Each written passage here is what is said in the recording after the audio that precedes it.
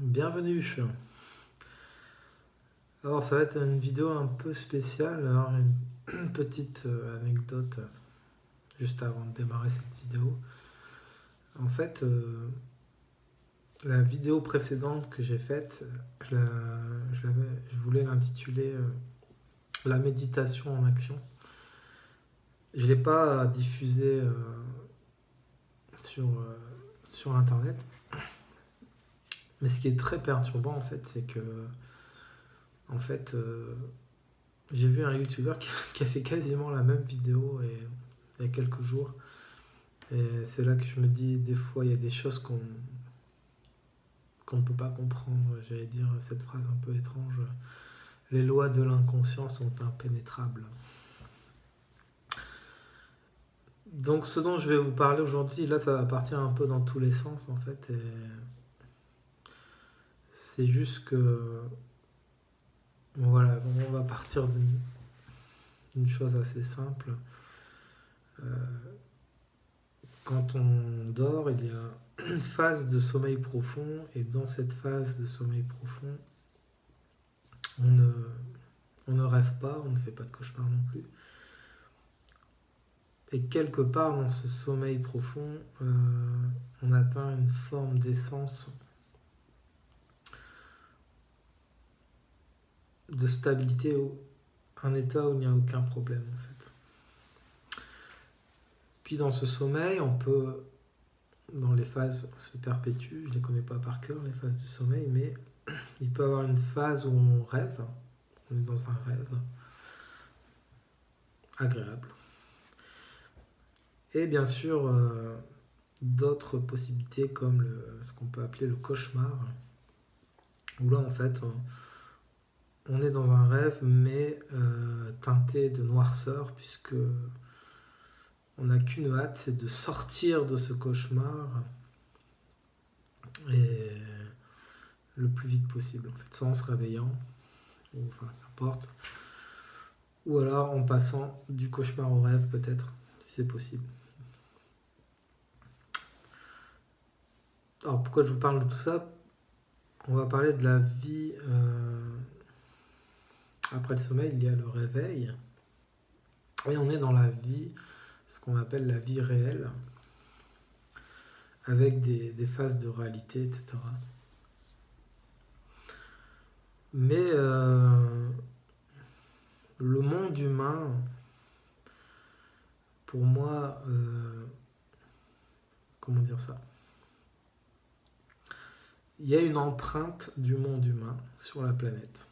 Voilà. Et cette empreinte est à la fois physique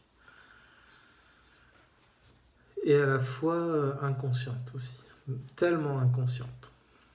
Et dans toute cette inconscience humaine, on pourrait dire finalement, enfin c'est ce que je pense après des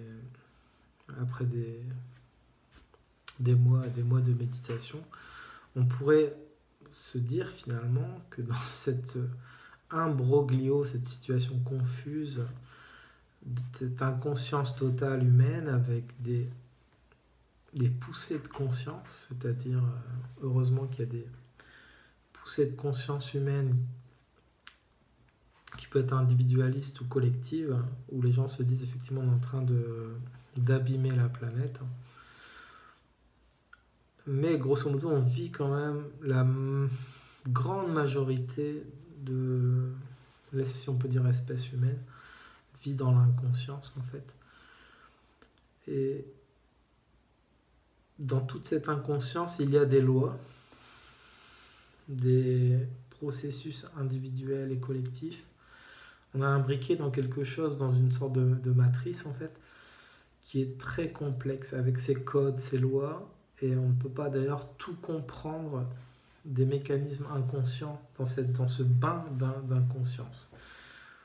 Et dans ce bain d'inconscience, il y a des personnes qui sont dans une sorte de névrose, on pourrait l'assimiler à une sorte de rêve éveillé, et d'autres qui sont dans des psychodrames, peut-être parfois même des psychoses, mais dans des vies terribles. Donc, on va dire une sorte de névrose autodestructrice, on pourrait dire effectivement, cauchemardesques, et là on rentre dans les psychodrames, etc., individuels ou collectifs. Voilà, donc si le monde dans lequel on vit est globalement inconscient, plus on touche la conscience par un travail individuel pour être plus dans la présence, dans l'être, que le paraître, quelque part Alors certains parlent de dépouillement, c'est intéressant, mais j'aime bien aussi le mot déconditionnement en fait. On se déconditionne de tout ce qu'on a appris depuis notre naissance, puisque l'inconscience nous construit quelque part, nous réalise dans ce rêve, dans ce grand rêve qui est l'inconscience humaine.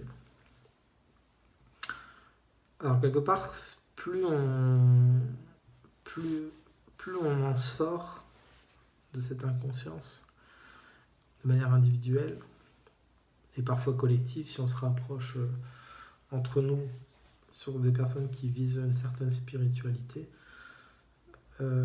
l'acte d'en sortir, pour moi, est une forme de rébellion en fait. Imaginons des jeunes qui veulent se rebeller contre la société, ils vont casser des voitures dans la rue, etc. C'est une forme de rébellion, mais pour moi, ou alors il y en a qui vont s'attaquer à des banques, par exemple, casser les vitrines des banques. Bon, je n'incite pas du tout à faire ça, bien sûr, mais voilà, finalement, l'une des, peut-être la plus grande des rébellions, c'est de vouloir sortir de ce bain collectif d'inconscience.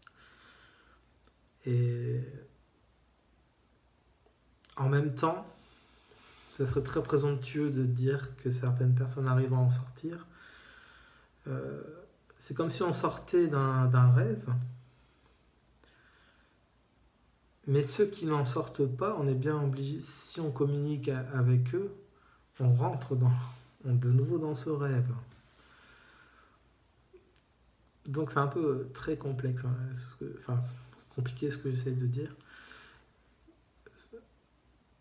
Alors bien sûr, dans ce bain d'inconscience, il y a eu ce qu'on appelle un mouvement, la psychanalyse, qui a tenté de comprendre les règles de l'inconscient. Et c'est tellement vaste, c'est tellement plein d'hypothèses, il y a des choses effectivement, on pourrait théoriser certains aspects interactifs dans ce monde de l'inconscience.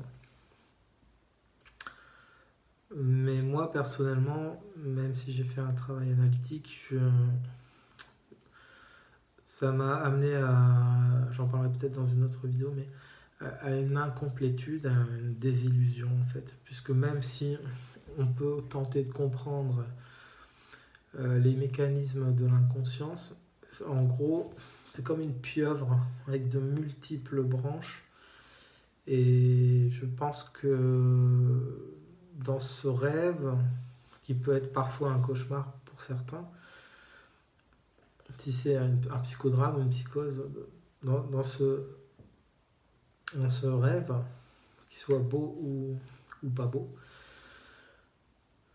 c'est tellement complexe, tellement les tentacules sont tellement gigantesques, ça part dans tous les sens. Je dirais quelque part, on ne pourra jamais, qui pourra se targuer en fait de connaître toutes les lois de l'inconscience et de baigner dans cette inconscience de manière totalement libre, détendue. Bon, voilà, donc moi je vois aujourd'hui dans la spiritualité l'opportunité d'atteindre d'autres dimensions, la dimension de l'être, de la présence au quotidien, à chaque seconde.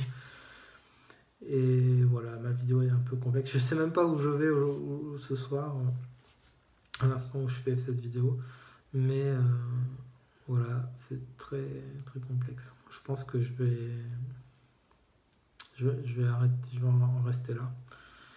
Et si vous avez compris quelque chose dans ce dont je viens de vous parler, voilà, n'hésitez pas à éventuellement faire des commentaires. Et je vous dis à très bientôt. Je vous remercie de votre attention.